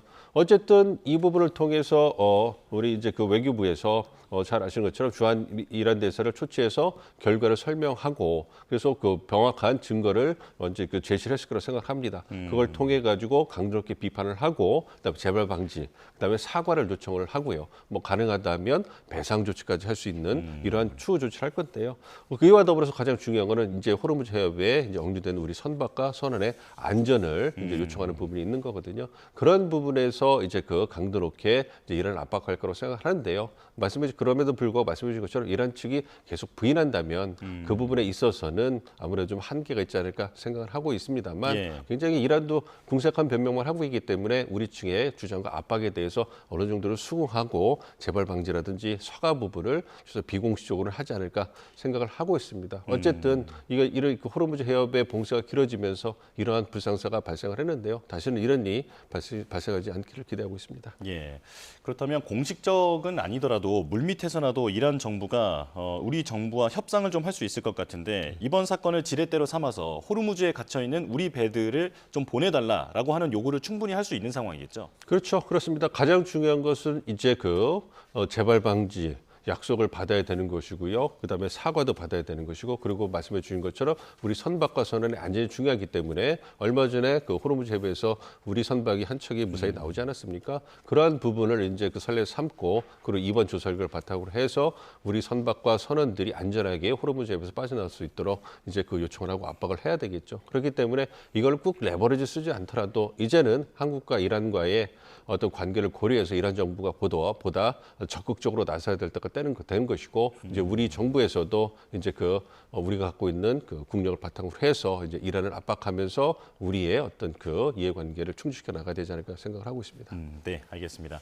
여기까지 말씀 듣겠습니다. 민정훈 국립외교원 미주연구부 교수와 함께했습니다. 고맙습니다.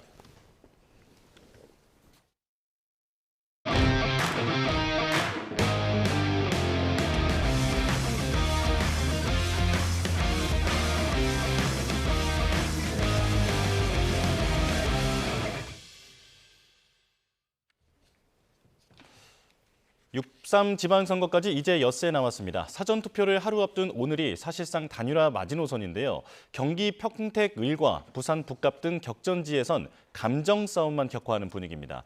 YTN 특별 스튜디오 연결합니다. 김다현 기자. 네, 저는 서울시청 앞에 마련된 YTN 특별 스튜디오에 나와 있습니다. 네, 지금 김다현 기자 뒤로 서울시청 청사가 보이는데요. 사전투표까지 딱 하루 남았는데 오늘 여야 서울시장 후보들의 일정은 어떻습니까? 네, 여야 서울시장 후보들은 오늘도 서울 서소문 고가차도 붕괴 사고 여파로 노래와 율동 없는 조용한 유세를 이어간다는 방침입니다. 오늘 밤 11시에 중앙선관위가 주관하는 서울시장 TV토론회 준비에 매진할 전망인데요. 민주당 정원호 후보와 국민의힘 오세훈 후보가 얼굴을 맞대고 토론하는 건 이번이 처음입니다. 다만 양자 토론은 아니고 개혁신당 김정철, 정의당 권영국 후보까지 4명이 함께합니다. 오늘 토론회에선 GTX-A 철근 누락과 고가차도 붕괴, 강남 배수관 매몰 등 최근 잇따라 발생한 안전사고가 쟁점이 될 수 있습니다. 정원호 후보는 오전 기자간담회도 열어 현 시정에 대한 공세 수위를 높일 걸로 보이고요. 민주당도 자당 국토위, 행안위 위원들과 정부 인사들이 참석하는 긴급 좌담회를 열어 힘을 보탤 예정입니다. 여야 지도부 일정도 짚어보겠습니다. 동선이 어떻습니까? 네, 먼저 민주당 정청래 대표는 서울 한강벨트를 찾아 구청장 후보 지원 유세를 벌입니다. 이어 경북으로 넘어가서 오중기 경북지사 후보 지원 유세를 하고요. 투톱 한병도 원내대표는 김부겸 대구시장 후보와 함께 시장 민심을 듣고 전북으로 넘어가서 이원택 전북지사 후보 유세에 합류합니다. 한 원내대표가 연일 호남을 찾는 건 무소속 김관영 후보와 접전으로 치러지는 전북지사 선거에서 반드시 승기를 잡아야 한다는 위기감이 깔린 걸로 보입니다.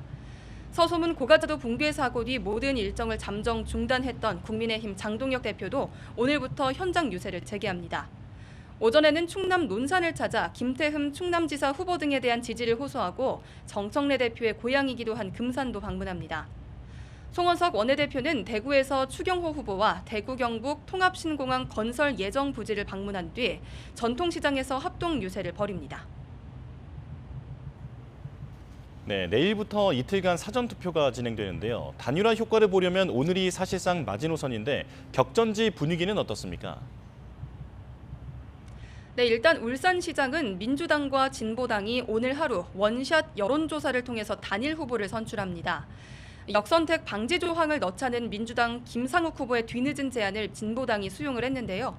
오늘 오후 5시에 여론조사가 마무리되면 곧장 이긴 후보를 발표하고 진 후보의 사퇴 절차가 진행될 예정입니다. 경기 평택을에선 범여권 단일화가 사실상 무산됐습니다. 어젯밤 민주당 상황점검회의에서 물리적으로 불가능하다는 결론을 내렸다고 하고요. 정청래 대표는 조금 전 김어준 씨 유튜브에 나와서 현실적으로 어렵게 됐다 이렇게 밝혔습니다. 민주당 김용남 조국혁신당 조국 후보는 내로남불 입시 비리, 차명 대부업 의혹 등을 거론하면서 끝까지 치열한 공방을 벌일 전망입니다. 보수 야권의 단일화 논의는 진행 중인데 국민의힘 유이동 후보는 최근 황교안 후보와 만났다면서 흩어진 보수 목소리를 모으는 데 모든 노력을 기울이겠다고 밝혔습니다. 부산 북갑 보궐선거도 민주당 하정우, 국민의힘 박민식, 무소속 한동훈 후보가 모두 완주할 것으로 예상됩니다. 지금까지 서울시청 YTN 특별 스튜디오에서 전해드렸습니다. 이번엔 증시 보겠습니다. 코스피가 8,000대에 안착하며 종가 최고치 경신을 이어가고 있는 가운데 오늘은 하락 출발하고 있습니다. 증시 개장 상황 직접 보겠습니다. 보시는 것처럼 코스피와 코스닥 모두 파란불을 켜고 있습니다. 코스피는 0.77% 내린 8,165포인트로 개장해서 현재는 8,192포인트를 지나가고 있습니다. 낙폭을 소폭 줄인 상황이고요. 그리고 코스닥 오늘도 떨어지고 있습니다. 현재는 1,129포인트를 지나가고 있는데 코스닥은 상승 출발하긴 했지만 곧바로 음전을 해서 현재는 1,128포인트 지나가고 있는 상황입니다. 오늘은 시장의 향방을 예측하기 쉽지 않습니다. 어제 반도체 쏠림 현상이 극단적으로 나타났기 때문에 오늘 차익 실현이 나타날 가능성이 있는 상황인데요. 시장은 지수 레벨뿐만 아니라 순환매가 나타날지에도 주목하고 있습니다. 그리고 오늘 한국은행이 기준금리를 결정하는데 신현송 신임 총재 입에도 관심이 모이고 있습니다. 금리 동결이 유력하지만 환율 등을 고려해서 매파적 메시지가 나올 가능성에도 주목하고 있습니다. 원달러 환율 보겠습니다. 유가가 안정되면서 최근 부담을 덜기는 했지만 엔화가 연일 약세를 이어가고 있는 영향을 받고 있습니다. 오늘 2.8원 오른 1,504원으로 개장했습니다. 지금까지 개장 상황 살펴봤습니다. 경찰이 LG전자 사무실에서 흉기를 휘둘러 직원들을 다치게 한 남성에 대한 구속영장 신청 여부를 검토하고 있습니다. 서울 강서경찰서는 LG전자 임직원 2명을 흉기로 찌른 60대 협력업체 직원 A씨를 상대로 1차 조사를 마치고 영장 신청을 검토하고 있다고 밝혔습니다. A씨는 어제 오전 11시 20분쯤 서울 강서구 마곡동에 있는 업무센터 2층에서 LG전자 임직원인 50대와 40대 남성 2명에게 등산용 칼을 휘둘러 중상을 입힌 혐의로 긴급 체포됐습니다. 경찰 조사에서 A씨는 평소 피해자가 말을 막하고 무시했다며 해고 통보를 받아 화가 나 범행을 저질렀다고 진술했습니다. 이에 대해 피해자 측은 그런 사실이 없다며 A씨가 업무를 버거워해 협력사 대표에게 업무 교체를 요청했을 뿐이라고 진술한 것으로 파악됐습니다. 어제 오후 4시 20분쯤 인천 청천동에 있는 아파트 상가 건물 2층에서 LPG 가스가 폭발했습니다. 이 사고로 건물 안에 있던 2명이 화상을 입고 2명이 타박상을 입어 모두 병원으로 옮겨졌습니다. 소방당국은 LPG 가스를 설치하다 폭발 사고가 난 것으로 보고 정확한 사고 원인을 조사하고 있습니다. 오늘도 하늘빛이 잔뜩 흐린 가운데 이곳 서울은 약한 비가 오락가락 내리고 있습니다. 이 비는 오전에 서울 등 서쪽 지방부터 점차 그치겠는데요. 오후부터는 하늘이 개면서 기온도 크게 오르겠습니다.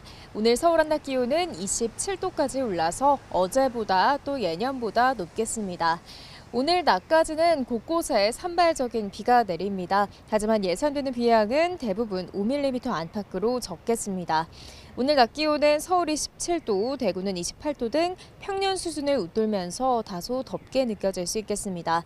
기온은 앞으로 점점 더 올라서 30도 안팎의 낮더위가 나타날 전망입니다.